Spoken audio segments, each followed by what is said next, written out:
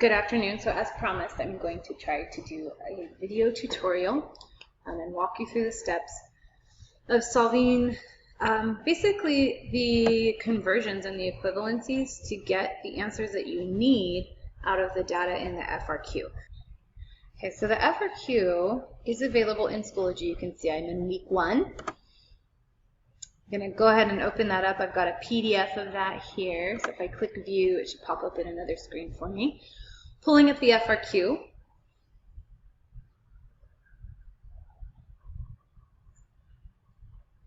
So I read over this with you, but the idea is that we're looking for net primary productivity in a particular ecosystem, and what we get, we are given the area of an ecosystem, and we are given the net primary productivity per unit area of that particular system, and you are asked to calculate for the global net primary productivity for that ecosystem per year. And so the way you get that is like by multiplying the area that that particular ecosystem takes up globally with the rate at which it produces organic material. Right, so as you can see, I've written, you are given an area, you're given million kilometers squared, and we need to make a conversion to meters squared. So what we're looking at here is the need for a conversion, okay? And I think I'm going to take the value out, because whatever the value is that is given to you in the area, let's call that A. And then the unit is million kilometers squared that is given to us. Now, to make sense of that, we have to understand that we have to multiply by degrees of a million here, and then also a million for kilometers to get to meters squared. So if I want to get rid of this, that means that I have some area times 1 million.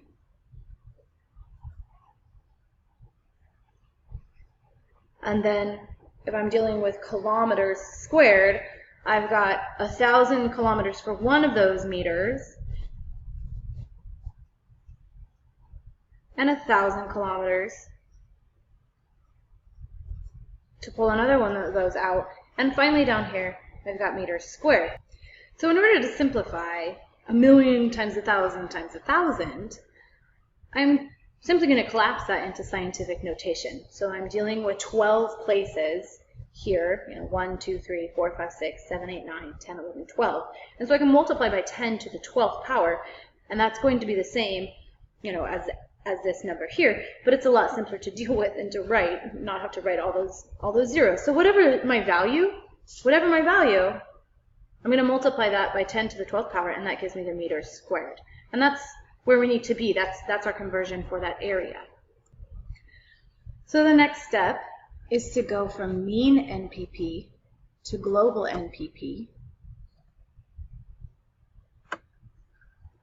So in dealing with this, my unit here is grams per meter squared per year. Okay? And I'm going to go ahead and just so you understand that this is a rate per a time period. We're going to establish the relationship between the net primary productivity for a particular area and relate that to the global net primary productivity. And so we're just basically going to multiply the mean by the area, so this rate into that area, and get what the global production is for that particular ratio. I'm going to stick with the metric ton, and we'll deal with the billion metric tons after this. So we'll go with metric tons per year. And we need to be able to convert from this mean into metric tons so that those two can speak. So what we're really looking at here, so we dealt with this aspect of linear measure, our time correlates. So what we really have to look at is grams to metric tons.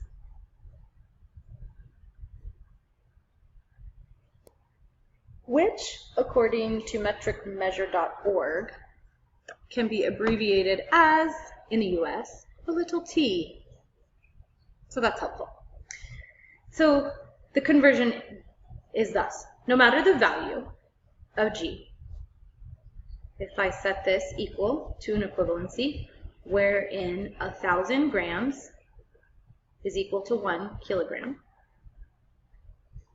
and then 1,000 kilograms is equal to 1 ton, metric ton, then what we're looking at is that value being multiplied by 10 to the order of -6. So we've got a 10 to the -6, and that would give us the metric tons. So going from grams to metric tons like that. And I did abbreviate it. I'll keep moving that over for you. Okay, so grams to kilograms, kilograms to tons, and that gives us our conversion factor there.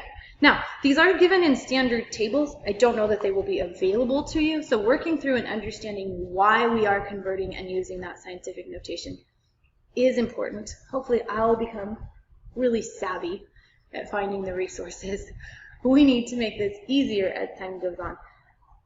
Thanks for being patient.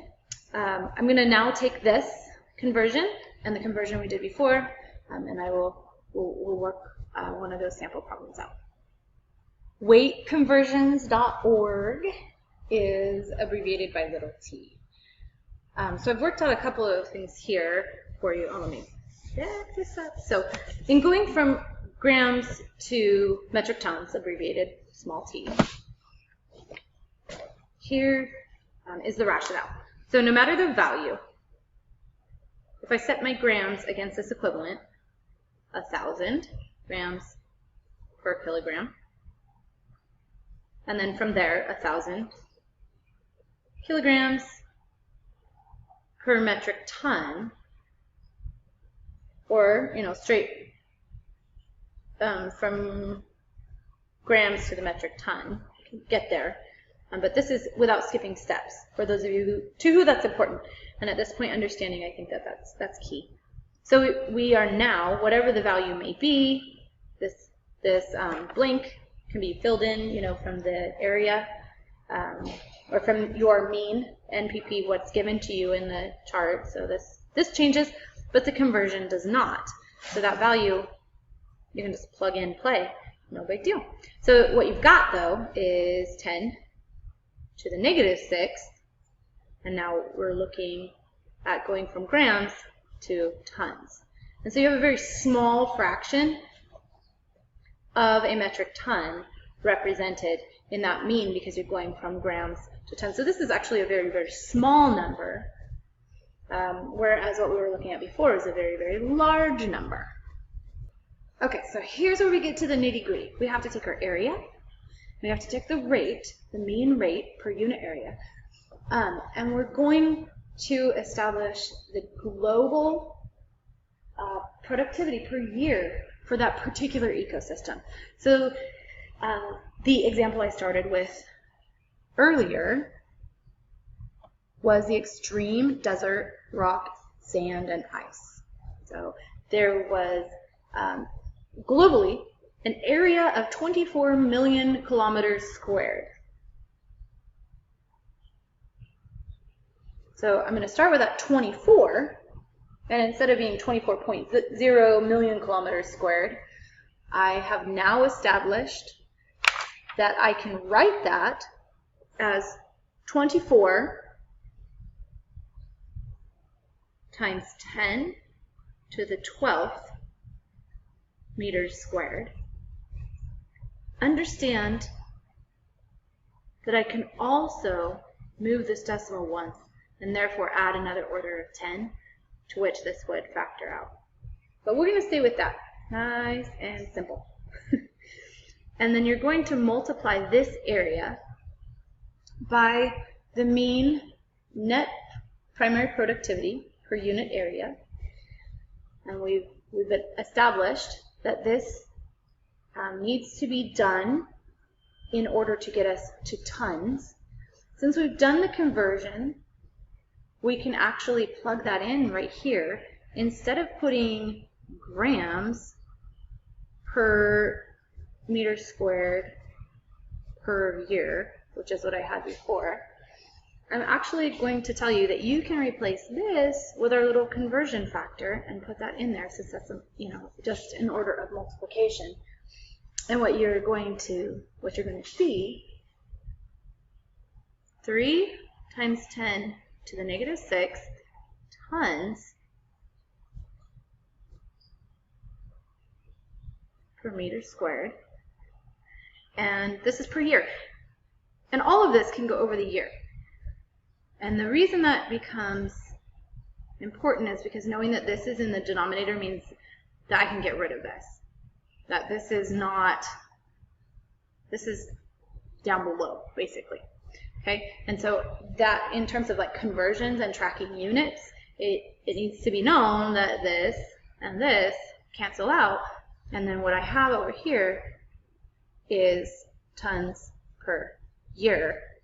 And then I can do my calculations from there. So 3 times 24 is 72 times 10. And when I'm dealing with exponential values, remember that if the base is the same, then I simply have to add or subtract these exponential values to deal with establishing that particular relationship. So I've got, since this base is the same, and this has been factored out this way, I merely have to do simple arithmetic. So 12 minus 6 is 6. So 72 times 10 to the power of 6 tons, metric tons per year. Now, we've gone back and forth about this, but because this is an established measured rate, and this is what I had to look up, make sure I was dealing with this correctly, we have one significant figure there. And in reviewing the rules of that, that is the limit of our confidence in the accuracy and the precision of this particular measure. So I can really only keep one significant figure. So I must deal with the value that's been calculated. I am actually going to change to 7.0 times 10, and then because I've moved this over, I have to factor that into my exponent in dealing with the scientific notation. So I've got 7.0 times 10 to the 7th metric tons per year. Now, if I want to take and make this billion metric tons per year, I'm simply going to factor out a billion out of this number.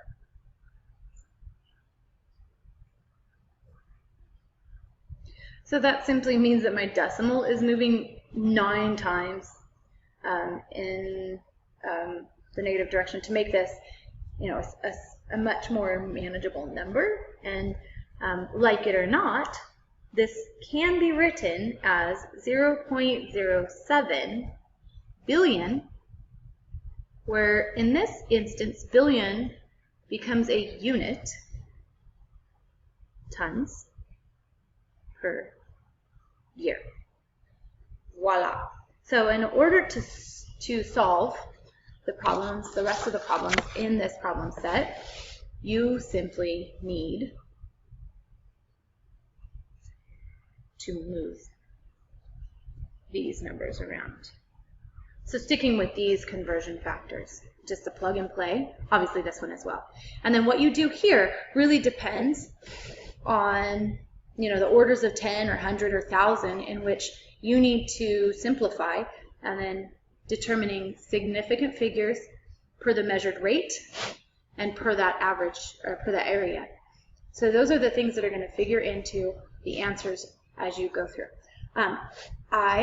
For those of you who are watching the video, and maybe it will get shared, I'm actually going to broadcast your answer sheet, so you're welcome. Let me make this a little bit bigger.